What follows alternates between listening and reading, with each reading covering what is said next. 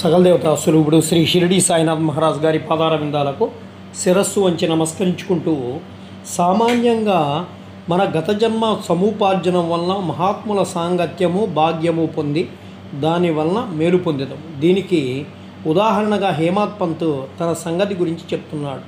బొంబాయి దగ్గరగా ఉన్నటువంటి బాంద్రాకు ఇతడు చాలా కాలము మెజిస్ట్రేట్గా ఉన్నారు.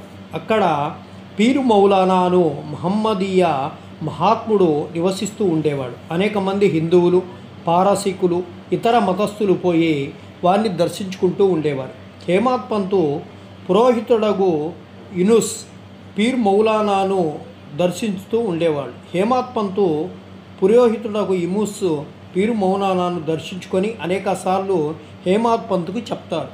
కానీ ఏవో కారణాల వల్ల హేమాత్ పంతు ఆ మహాత్ముని దర్శించలేకపోతాడు. అనేక సంవత్సరాల తర్వాత అతని వంతు వస్తుంది. అతడు షిరిడీ పోయి శ్రీ సాయి దర్బార్లో శాశ్వత స్థానాన్ని పొందుతాడు. దురదృష్టవంతులకు ఇట్టి మహాత్ముల సాంగత్యము లభించదు. కేవలము అదృష్టవంతులకే సాంగత్యం అనేది లభిస్తుందని చెప్పి మనం తెలుసుకోవచ్చు. యోగీశ్వర్ల వ్యవస్థ అత్యంత ప్రాచీన కాలం నుండి ప్రపంచమున యోగీశ్వర్ల వ్యవస్థ అనేది ఉంటూ వస్తూ ఉంది.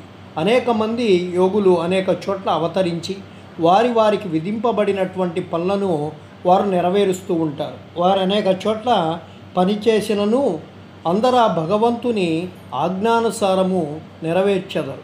కాన ఒకరు చేయునది ఇంకొకరికి తెలియను, ఒకరు చేసిన దాన్ని ఇంకొకరు పూర్తి చేసేదరు. దీన్ని బోధించుటకుగా ఉదాహరణము చెప్పుకోవచ్చు. విహెచ్ ఠాకూర్ వీరు రెవెన్యూ శాఖలో గుమాస్తాగా ఉండేవారు. ఆయన ఒకప్పుడు బెళగాం సమీపంలోని వడ్గాం అను పట్టణమునకు ఒక సర్వే పార్టీతో వస్తారు. అప్పుడు అప్ప అను కన్నడ యోగిని దర్శించి వారి పాదాలకు నమస్కరిస్తాడు.